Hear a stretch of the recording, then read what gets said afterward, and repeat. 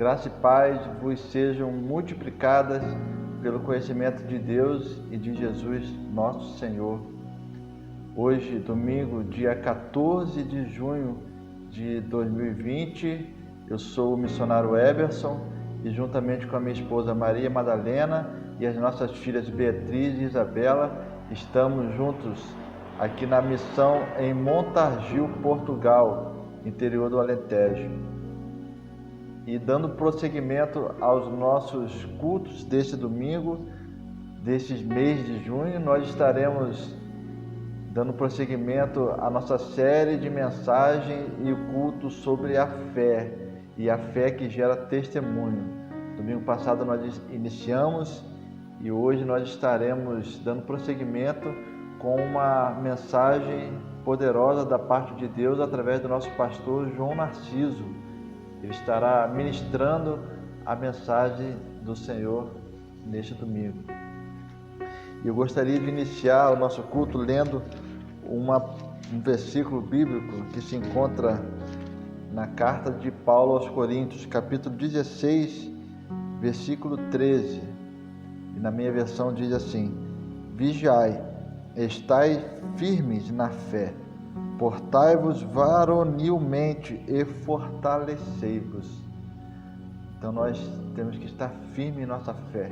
A nossa fé tem que estar firme para que nós possamos vencer todas as adversidades e possamos estar sempre firmes na rocha que é o Senhor Jesus Cristo.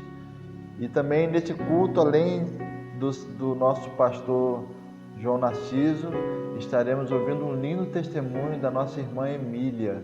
Nossa irmã Emília vai nos dar um testemunho de fé tremendo neste dia. Que o Senhor o abençoe tremendamente.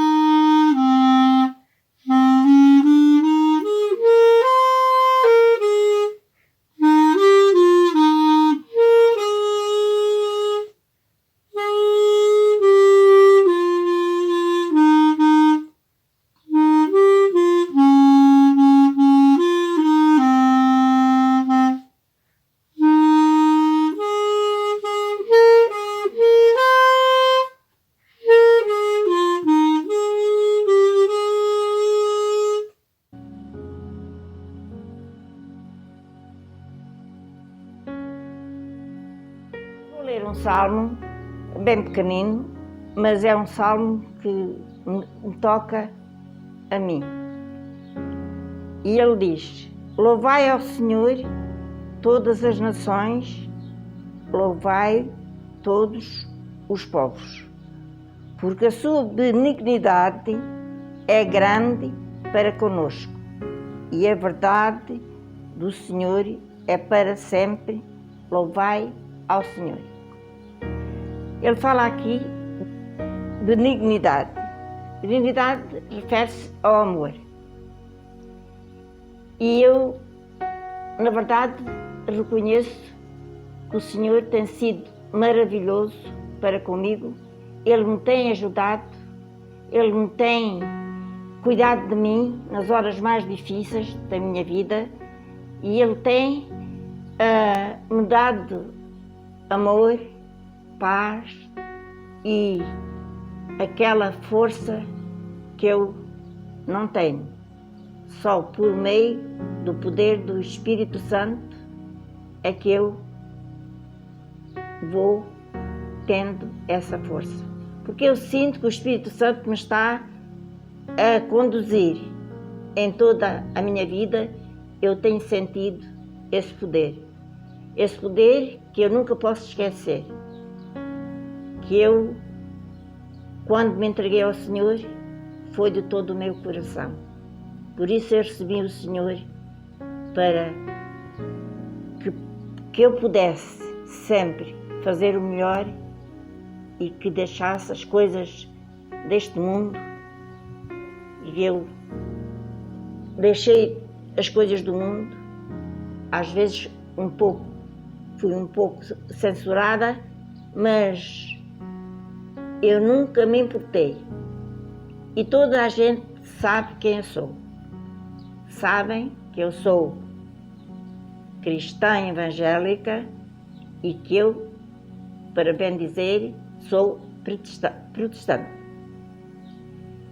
E por isso eu dou muitas graças a Deus pela sua misericórdia, porque eu sinto que Ele está acima de todas as coisas e Ele continua cada dia me guiando, porque eu todos os dias oro ao Senhor e peço a sua orientação para que Ele me dirija e me oriente na minha vida também pessoal e na vida da igreja.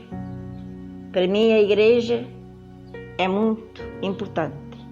Para mim o Evangelho, ouvindo a sua palavra, a palavra de Deus, para mim é muito importante.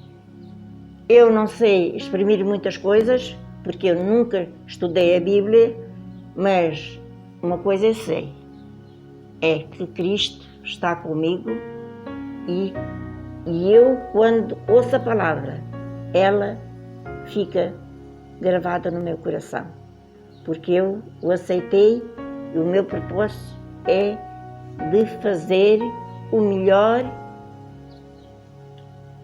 que Deus me possa ajudar a fazer os caminhos corretos e afastar-me de tudo aquilo que é banal. E agora, para terminar, eu queria então cantar um corozinho. Passo a passo, passo a passo, quero ir com Cristo, todos os dias com alegria, bem juntinho a Cristo.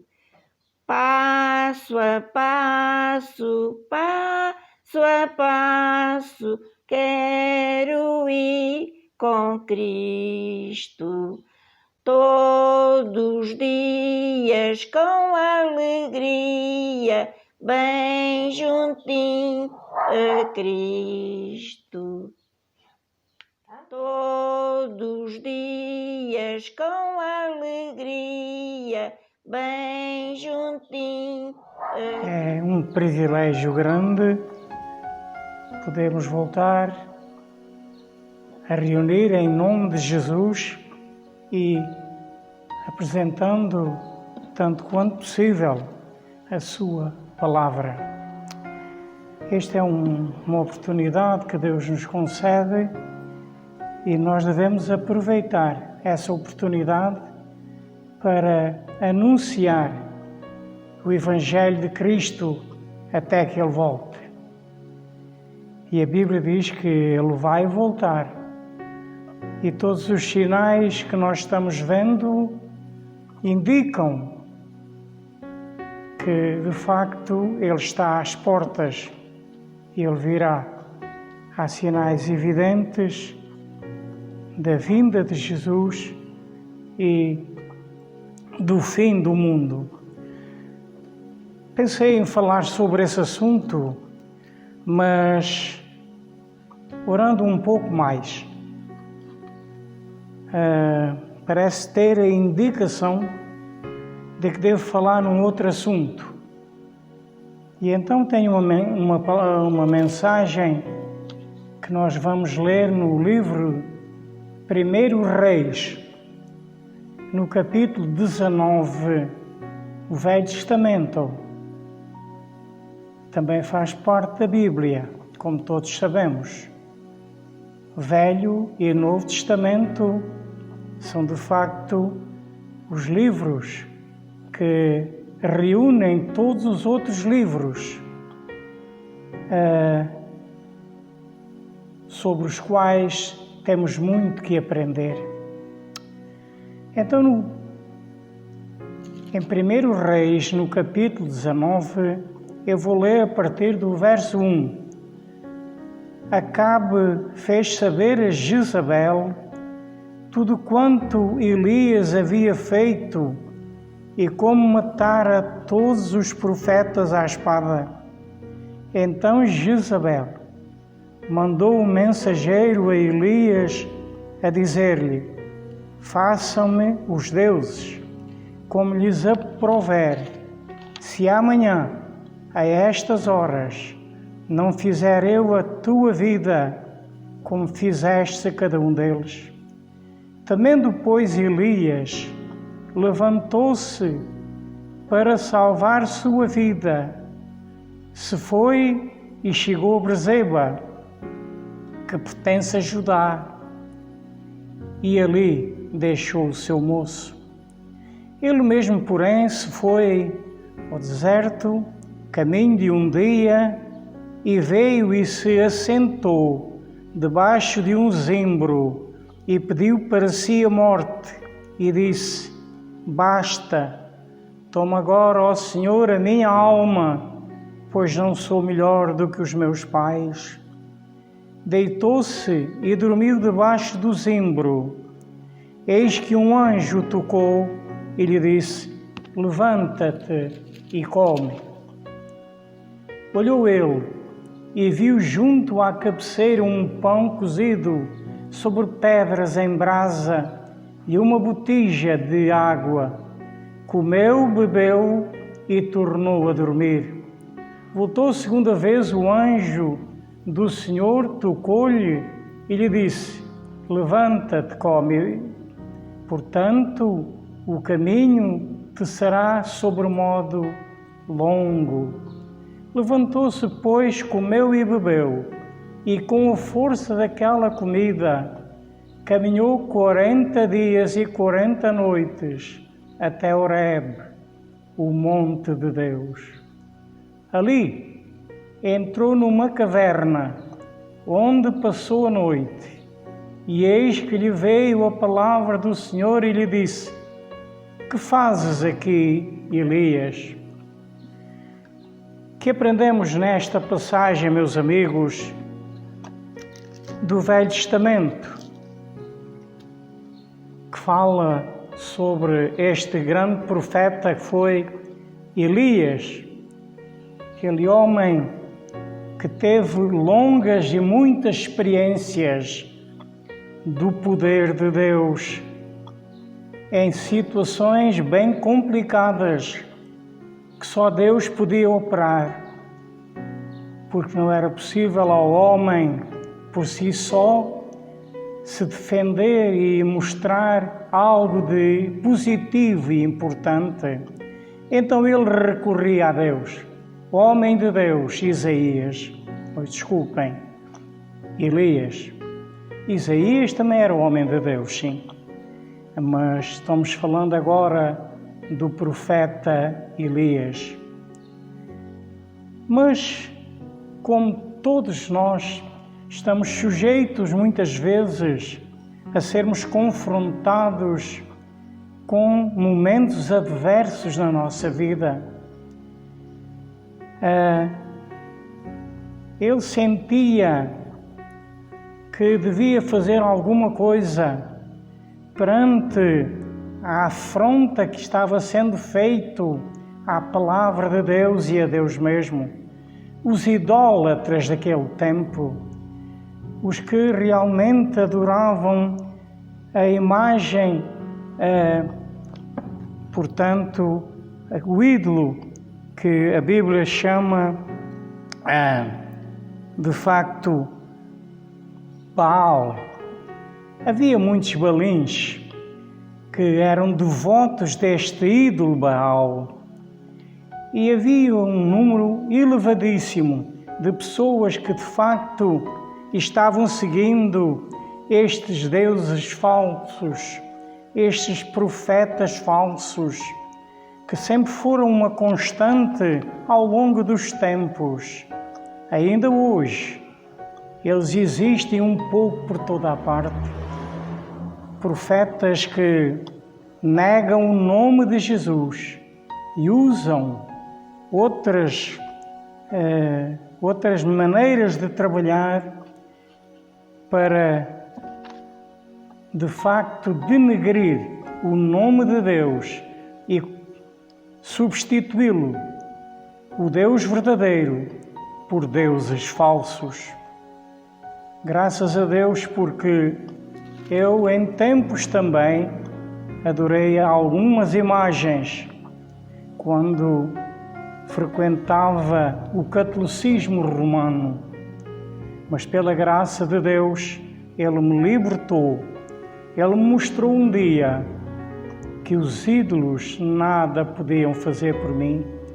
Eu sentia-me então um homem infeliz, não obstante usar uma capa religiosa. Aqui mesmo nesta vila de Montargil, eu assisti alguns anos, na minha juventude, bastante novo, juntamente com a minha falecida mãe, que na altura também era muito católica, muito crente em Deus, mas que frequentava a Igreja Católica. Nesse tempo não havia aqui uma igreja que verdadeiramente anunciasse a palavra do Evangelho, tal como se encontra na Bíblia Sagrada.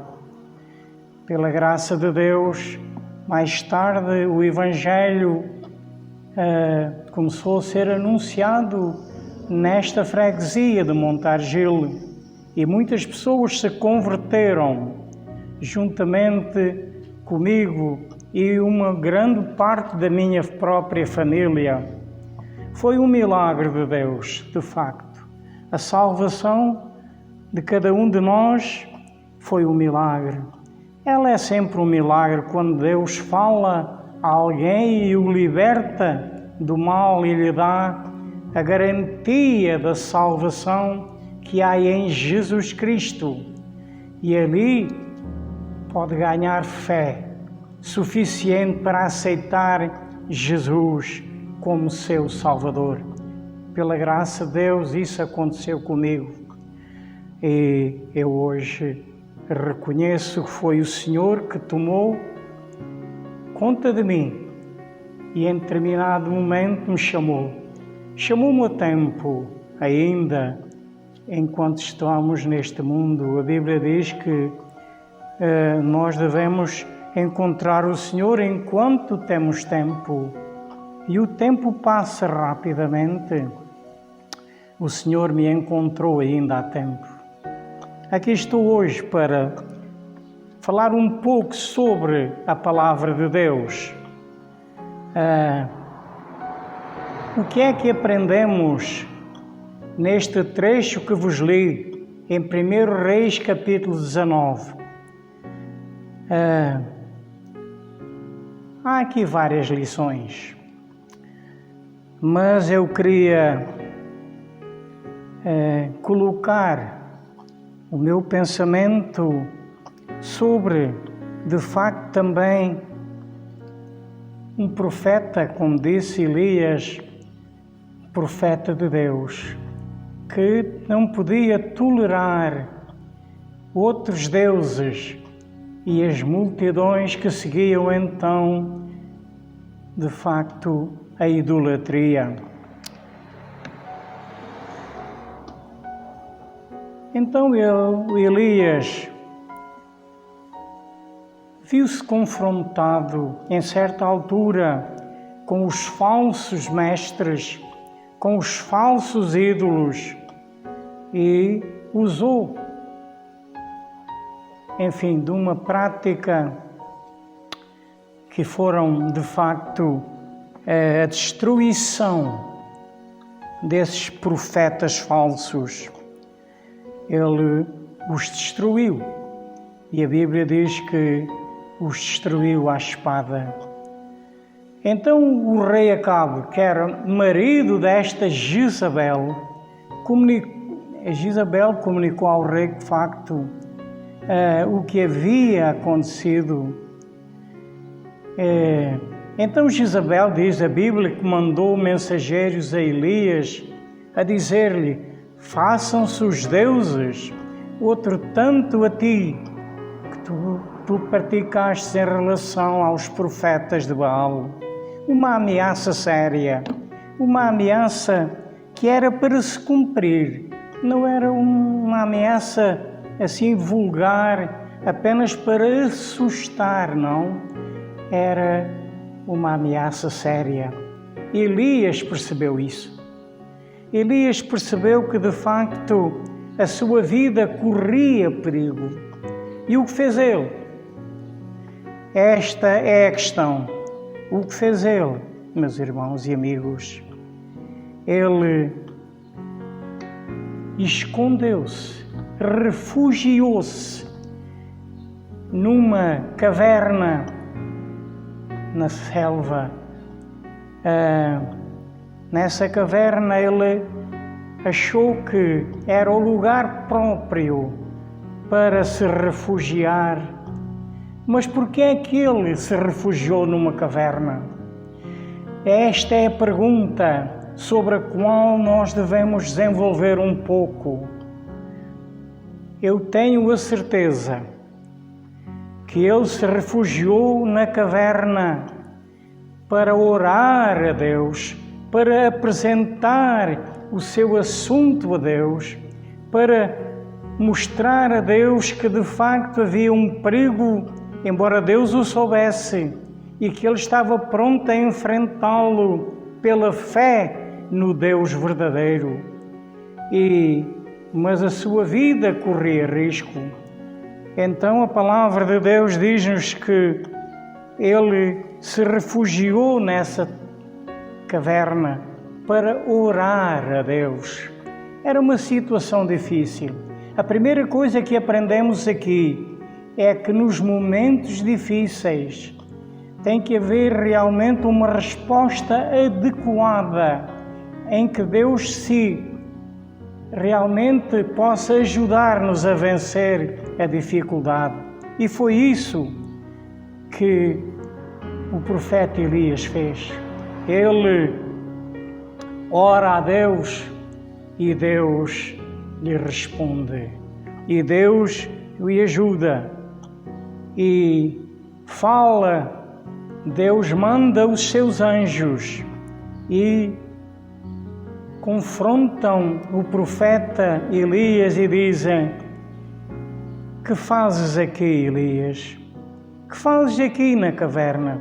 O Senhor bem sabia o que ele estava ali fazendo, mas ele quis ouvir mais um testemunho deste homem de Deus. Então ele disse: "Oh, eu sinto-me abandonado, sou só já, só vivo eu só, porque os profetas foram mortos, só eu fiquei." Ele sentiu-se desanimado, desencorajado, porque pensou que estava sozinho. Meus amigos, quantas vezes, talvez, nós tenhamos passado por uma experiência semelhante, em que talvez chegamos a pensar que estamos sós, estamos abandonados, e quando alguém é abandonado pelos amigos, pela família, pelos seus irmãos, de facto, essa pessoa, esses momentos tornam-se muito difíceis. E nem sempre e nem todos, nesses momentos, são capazes de recorrer à pessoa certa. Procuram outros refúgios e não o próprio Deus. Mas ele se refugiou na caverna.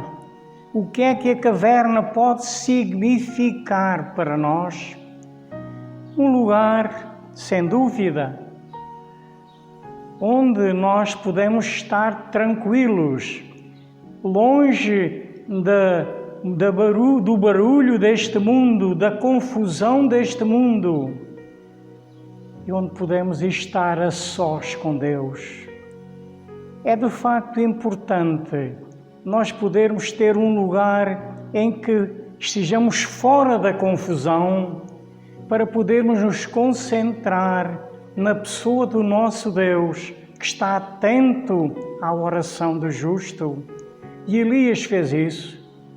Quando é confrontado, faz aqui, ele reclama e ele diz: fui abandonado, eu sinto-me só. Ele estava um tanto ou quanto desesperado. Não sei, meus amigos, se alguma vez vos sentistes com um tal sintoma, com uma tal disposição. É terrível quando alguém se pode ver só, quando alguém verifica que não tem um amigo ao seu lado, que não tem ninguém que o possa ajudar. E Elias, num determinado momento, ele sentiu que estava só. Mas nós descobrimos aqui que um filho de Deus nunca está só, porque Deus está perto e Deus tem os seus exércitos, que são os anjos que estão às ordens de Deus e que Ele envia como mensageiros para consolar, para fortalecer a fé daqueles que estão meio desanimados. E foi isso que o Senhor operou. Ele, depois do testemunho de Elias, de ver que a aflição dele era grande, Deus vê as nossas aflições, Deus vê de facto o que se passa. Uma das coisas que Deus fez, primeira, foi alimentar o seu corpo. Ele estava frágil, ele estava em estado de fraqueza, ele certamente não comia nem bebia já muito. Então, a primeira coisa que o Senhor fez foi alimentar. E a Bíblia diz que quando Elias estava dormindo, quando se levantou do primeiro sono, diz o verso 6 que olhou, ele viu à cabeceira um pão cozido sobre pedras em brasa e uma botija de água. Comeu, bebeu e tornou a dormir. Alimento material. O alimento material também é necessário. É uma dádiva de Deus. O nosso corpo é material, sustenta-se de coisas materiais. Sem dúvida, a nossa alma espiritual, ela se alimenta do Espírito de Deus, do alimento da Palavra de Deus, da Palavra da Bíblia. E aqui, de facto, é necessário que sejamos capazes de descobrir que nós temos estes dois elementos importantes: o corpo material, que precisa do alimento material. Agora a alma, espírito, que necessita da Palavra de Deus, que necessita do conforto de Deus, que necessita da presença de Deus. E Elias, de facto, desanimado como estava, ele teve precisamente e foi confortado por o anjo que realmente o visitou. Meus amigos, Deus dá-lhe então a ordem: sai e põe-te neste monte perante o Senhor. E eis que passava o Senhor, e um grande vento forte fendia os montes e despedaçava as penhas diante do Senhor. Porém, o Salvador, o Senhor, não estava no vento, o Senhor não estava no terremoto, o Senhor não estava nessa experiência que Deus quis dar também a Elias, para que ele pudesse verificar a diferença que havia entre um terremoto, entre um vento forte, nesta visão e a presença de Deus. De facto, a diferença é abismal. Muitas coisas importantes poderiam rodear e até podiam fazer sentir Elias algum medo ou conforto, conforme, mas a presença de Deus era necessária. E então Deus não estava ali dessa maneira para assustar Elias. Deus não assusta os crentes. Deus vai em seu encontro porque quer abençoá-los, porque quer que eles voltem a reanimar e a fortalecer a sua fé. O desânimo é uma coisa terrível. E quando a pessoa perde a visão de Deus, então pode ser catastrófica mesmo. Quão importante é termos uma visão de Deus, termos uma visão daquele que promete estar presente todos os dias até à consumação dos séculos. O crente, na pessoa de Jesus, nunca está só, porque Deus está sempre perto de nós. Deus está perto do crente e procura ajudá-lo. Então, como é que Deus se manifestou a Elias? Não foi no terremoto, não foi no vento forte, não foi no fogo também, mas foi num ciclo tranquilo, suave, uma voz suave, tranquila, para que o coração de Elias pudesse descansar. Sim, uma voz delicada, a voz de Deus. Uma voz mansa, uma voz suave. Quão importante é que reconheçamos quando é a voz de Deus e quando é outras vozes. Elias conhecia bem a voz de Deus. Ele vivia perto de Deus pela fé. A fé é importante e ela se manifesta naqueles que confiam em Deus, naqueles que já experimentaram que Deus é o Todo-Poderoso. E Elias tinha experimentado por muitas razões que Deus era seu amigo, que Deus era com ele e que Deus era Todo-Poderoso. Quantos e quantos milagres não fez Deus na presença de Elias? Elias realmente que confiava em Deus, Deus mostrou-lhe que a sua fé não era vã. Tanto quando o sustentou com as codornizes, como também quando de facto o consolou nas horas difíceis da sua vida. Todos nós passamos por fases às vezes complicadas. Mesmo os crentes, mesmo aqueles que são do Senhor, muitas vezes são provados, porque Deus prova a fé dos seus filhos. Para quê? Para que os filhos de Deus, para que os seus filhos possam confiar mais e mais em Deus e saber que Deus está com eles mesmo nas tribulações. Deus falou uma voz mansa e suave. Elias conheceu a voz do Senhor. Ele estava familiarizado com Deus. Ele tinha experimentado muitas vezes a presença de Deus. E, portanto, Deus não era um estranho para ele. A sua voz era uma voz familiar e ele a conhecia de perto.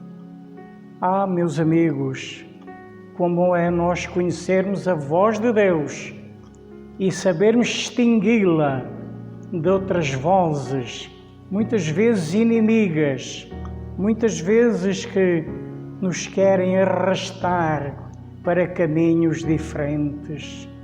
De facto, nós encontramos na Bíblia que há uma proteção. Deus tem um cuidado muito especial pelos seus filhos. Deus tem um cuidado muito de perto para com aqueles que de facto buscam a sua face, o amam e um dia se entregaram a Ele e vivem para Ele. Esses não são abandonados. O Senhor está perto desses. E nos momentos críticos, o Senhor se manifesta. Talvez tenhamos de fazer aqui uma pergunta que eu faço a mim mesmo e a todos os que me ouvem. Como reagimos nós perante as dificuldades, perante a vida adversa em que muitas vezes sentimos?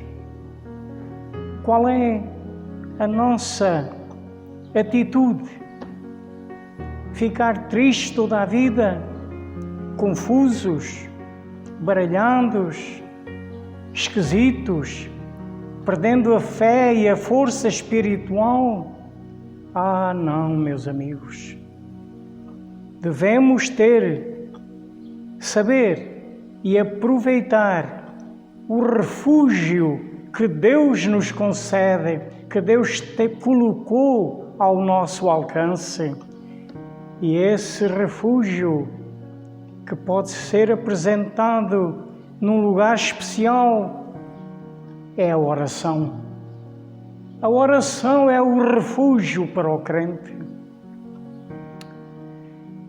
Mas é importante também que essa oração seja feita em lugar que Deus ouça, em lugar que Deus atenda.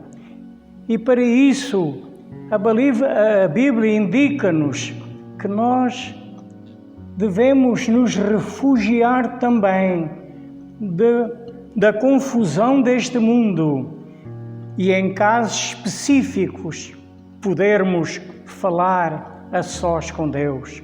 Quando nós lemos no Evangelho de São Mateus, no capítulo 6, creio eu vou ler Mateus no Novo Testamento, capítulo 6.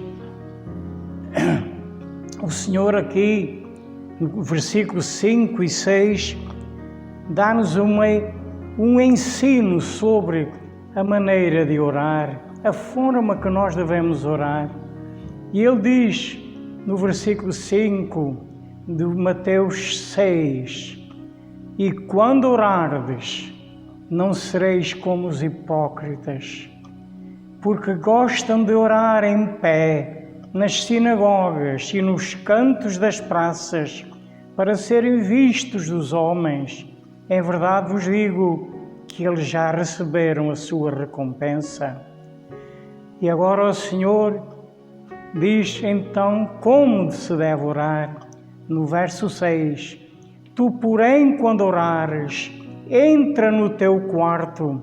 O quarto é muito semelhante a uma caverna neste aspecto.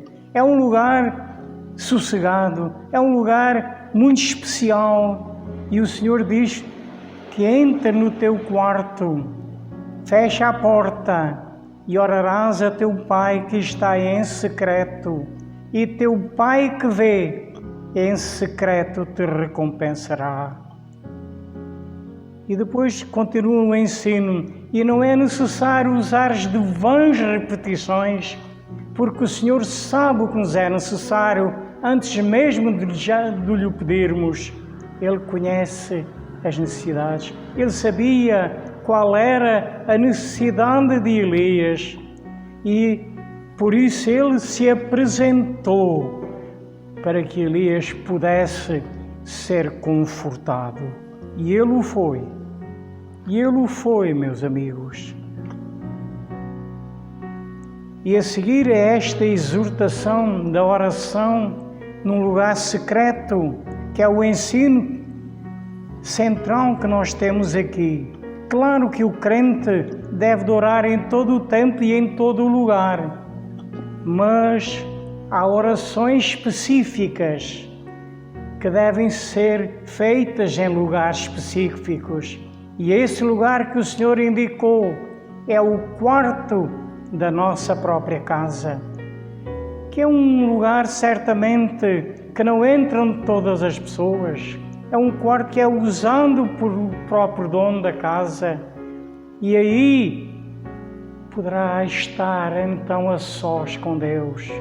Meus amigos, já uma vez experimentastes isto? Estar a sós com Deus? Pela graça do Senhor, eu vivo muito só também. E, embora tenha, enfim, família, mas por vezes a família não está muito perto de nós. Pode estar perto fisicamente, mas não estar perto espiritualmente. Então, o Senhor continuou a falar a Elias, até que ele fosse reabilitando e sentir que o Senhor estava com ele. Então, quando Elias verificou que era o Senhor que lhe falava, o texto bíblico diz-nos que ele pôs à entrada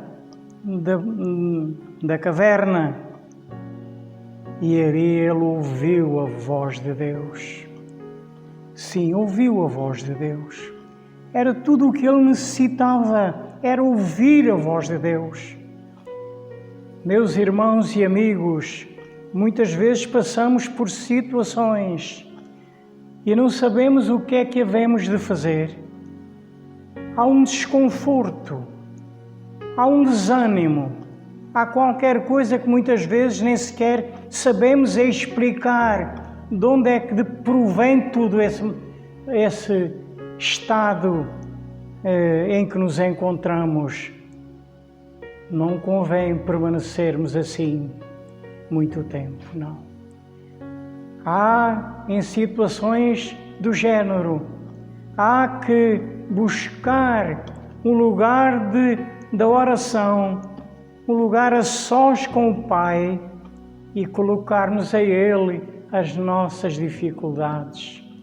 E Ele que é justo, fiel e grande amigo, Ele responderá com essa voz meiga e suave, uma voz sempre contagiosa, uma voz de perdão, uma voz de amigo, verdadeiramente amigo, em quem podemos confiar totalmente. Confiar, sim, a nossa própria salvação da alma em primeiro lugar e depois todas as ocorrências que daí podem nos advir ao longo da vida, recorrermos ao Deus que nos salvou. O Deus que salva o crente que confia e aceita Jesus Cristo jamais será desamparado. Pode passar por tribulações. Eu tenho passado por algumas. Mas o Senhor me tem socorrido em todas. E eu por isso me alegro precisamente e agradeço a Deus a sua grande misericórdia para comigo. Deus é um Deus de misericórdia. Deus é um Deus de amor.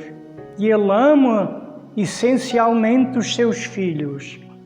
Quão importante é então que nós nos tornemos filhos de Deus. O apóstolo João declara que todo aquele que reconhece Jesus como seu Salvador, então Deus o faz filho de Deus aos que creem no seu nome. Muitas pessoas pensam que todos são filhos de Deus. É verdade que todos somos criaturas de Deus, somos criação de Deus, mas filhos espirituais de Deus, filhos salvos para a vida eterna, é dada àquele que entrega o seu coração, entrega a sua vida nas mãos do Senhor, confia nele, reconhece que foi resgatado por Jesus Cristo, que pagou o preço da sua salvação. Ele pagou o preço que nós merecíamos como castigo. Ele se deixou castigar totalmente por causa de cada um de nós que crê. Agora que reconhecemos o Salvador, então somos beneficiados com o perdão e com a salvação que Deus nos concede por Jesus Cristo, o seu Filho. Deixai fazer-vos aqui uma pergunta. Confiamos nós que só Deus pode salvar a nossa alma, só Deus pode cuidar da nossa vida? Confiamos nós que só Deus tem poder para se encontrar conosco e consolar os corações que se encontram em tribulação? É importante que a nossa fé seja capaz de chegar a Deus nestes termos. Deus quer ver a fé de cada um de nós. Há muita gente que diz ter fé, mas a fé não é de todos. Aquela fé que salva, aquela fé que tranquiliza, aquela fé que ajuda a vencer as dificuldades. É necessário que a fé seja no Deus vivo, não num Deus qualquer. Os idólatras que nos fala a nossa lição de hoje, no capítulo 19, 1 Reis, eles eram 450 idólatras que adoravam o ídolo Baal. Eles eram idólatras. Eles também tinham fé nesse ídolo. Eles oravam a ele. Eles buscavam refúgio nesse ídolo. E essa foi uma das provas que o próprio Elias pôs esses homens, esses idólatras, quando os desafiou para orarem ao seu Deus Baal, e ele oraria ao seu Deus.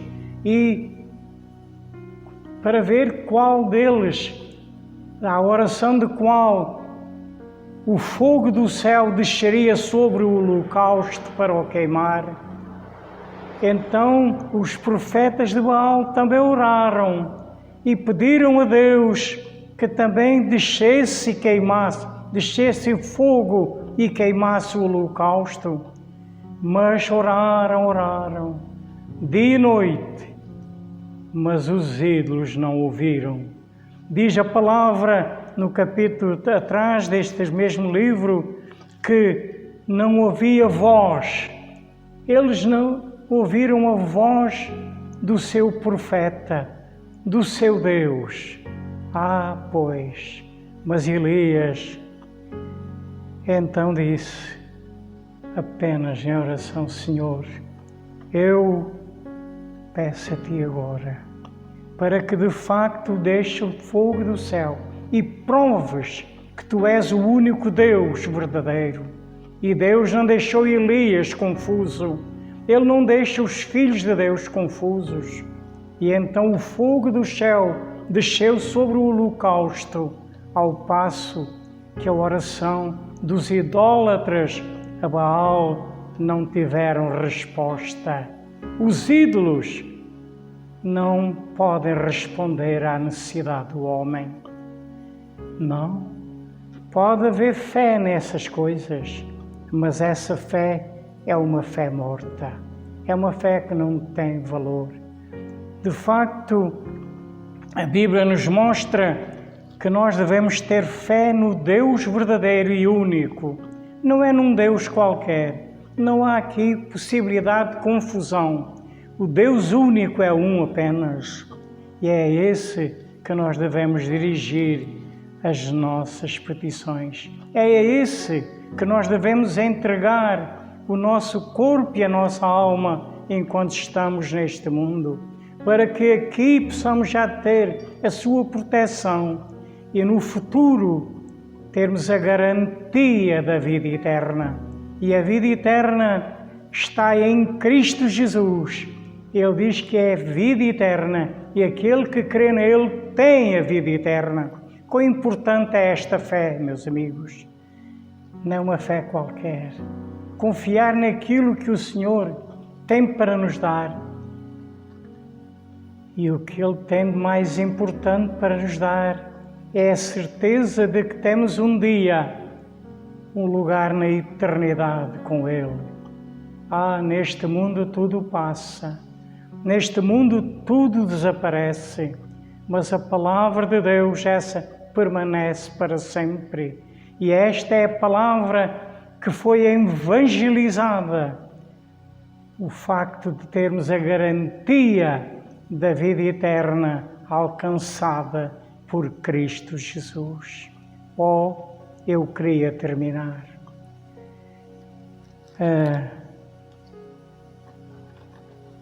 E queria realmente fazer um apelo a todos aqueles que podem viver, seja qual for a sua situação, podem viver sendo perseguidos, talvez sofrendo medo por aqui ou por ali. Nós vivemos em tempos difíceis, em tempos em que não sabemos o que vai acontecer mais logo. A única coisa que nós devemos ter garantia é na promessa do Senhor, que Ele disse: quer vivamos, quer morramos, somos do Senhor.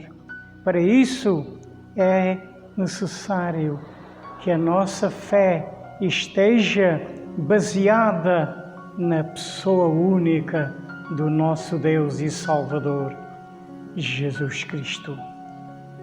Meus amigos, é esta a vossa fé? Devo dizer-vos que é esta fé que eu ainda transporto pela graça de Deus. A fé de que o Senhor, que me ajudou até aqui, e já são longos anos que o Senhor me tem ajudado, Ele me irá ajudar para entrar também na vida eterna pela fé em Jesus Cristo. É isso que Ele me garantiu. O que crer não será condenado, mas o que não crê já está condenado. Eu creio que o Senhor me ama e de tanto me amou que deu a sua vida por mim. Ele morreu, mas ressuscitou e está vivo intercedendo por nós. E nós precisamos crer nisto. Esta é a fé, talvez mais difícil de atingir, quando pensamos num Deus que morre e ressuscita. Mas esta é a verdade e é a garantia de que o nosso Deus está vivo, de que o nosso Deus está atento. Não estamos confiando num Deus morto, não estamos confiando num Deus que não pode atender, mas num Deus ressuscitado, Jesus Cristo, o Filho de Deus, que provou o Senhor que Ele era o nosso Salvador para toda a eternidade. Está vivo e vivo para sempre. Oh, que cada um de nós possa confiar neste Deus doravante, possa depositar a seus pés a sua oração, pedindo também a sua ajuda, a sua força, para que também possa conseguir sentir e ouvir a voz de Deus. E nós podemos ouvir a voz de Deus pela sua palavra. A Bíblia é a voz de Deus. Quando abrimos a Bíblia, compreendemos, a lemos e sabemos interpretá-la, nós descobrimos que Deus fala através dela. E por isso temos de confiar na leitura que fazemos e meditação da Palavra de Deus. É pela Palavra de Deus, na Bíblia, que nós tomamos o conhecimento do seu amor, o conhecimento do seu perdão, e é pela Bíblia que nós realmente vemos a nossa fé aumentar e crescer. Sem dúvida, Deus, que é todo-poderoso, Ele cuidará daqueles. Ele sabe que nós somos fracos, imperfeitos. Ele sabe as nossas muitas limitações, limitações físicas, limitações psicológicas, limitações até religiosas. Ele conhece de facto o nosso estado e é Ele que no seu amor, graça e poder vem ao encontro das nossas necessidades. Oh, que Deus vos ajude e a mim também a confiar nele, mesmo perante as grandes dificuldades que porventura ainda havemos de enfrentar neste mundo. Nós não sabemos o que vai acontecer. No Evangelho de São Mateus, eu não vou ler, mas podeis, quem tiver Bíblia, ler. No Evangelho de São Mateus, capítulo 24, fala no fim dos tempos, na vinda de Cristo e no fim do mundo. E os discípulos, numa ocasião, ouvindo isso, perguntaram: Senhor, a Jesus, quando é que isso acontecerá? Quando é que vai ser o fim do mundo? Quando é que essas coisas todas acontecerão? E ali no Evangelho de São Mateus 24, o Senhor Jesus faz um relatório muito grande daquilo que vai acontecer como sinal dos últimos tempos. Tempos difíceis. O Senhor Jesus não enganou os discípulos. Não disse: olha, que tudo vai ser fácil. Entregam-se a mim, confiem sempre em mim, mas então tudo vai ser fácil. Não. A vida do crente neste mundo tem de passar muitas vezes também pelas tribulações, pelas necessidades, pelas dificuldades. Mas a fé ajudará a que Deus se aproxime de nós. Nós podemos confiar nele. Uma vida entregue a Ele terá sempre uma vida vitoriosa. Eu disse aqui uma última vez que não sei quanto tempo ainda o Senhor me tem neste mundo, mas sei já não poderei estar muito tempo neste mundo, mas eu creio que o Senhor me levará para si mesmo.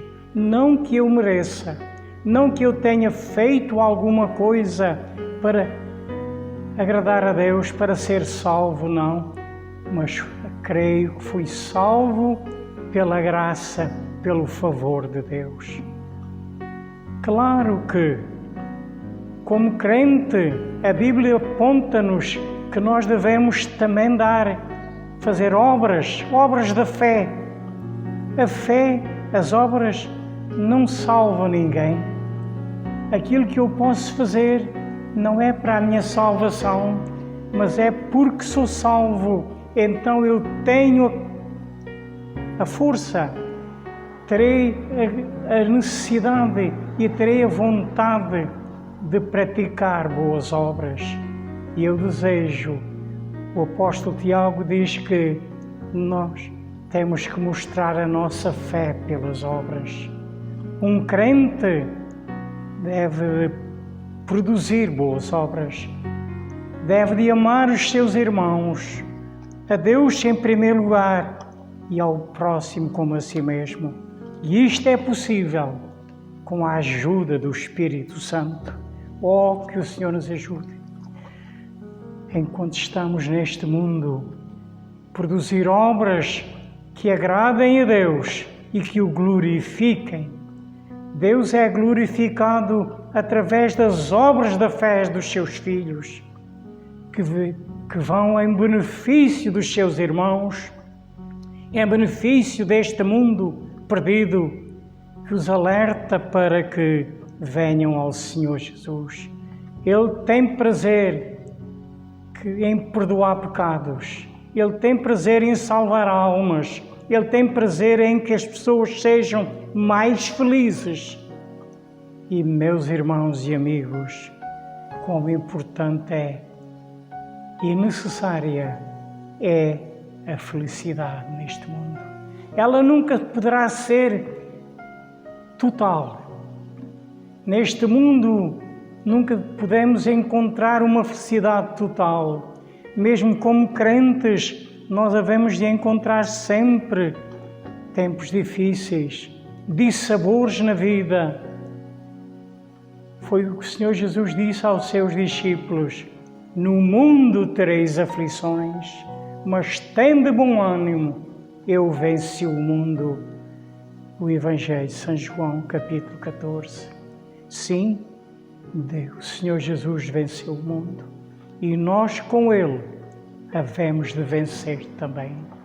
Que Deus nos ajude a nossa fé, uma fé que assente na pessoa do Deus eterno, que através de Jesus Cristo nos garante a salvação eterna, a vida eterna com Ele para todo sempre.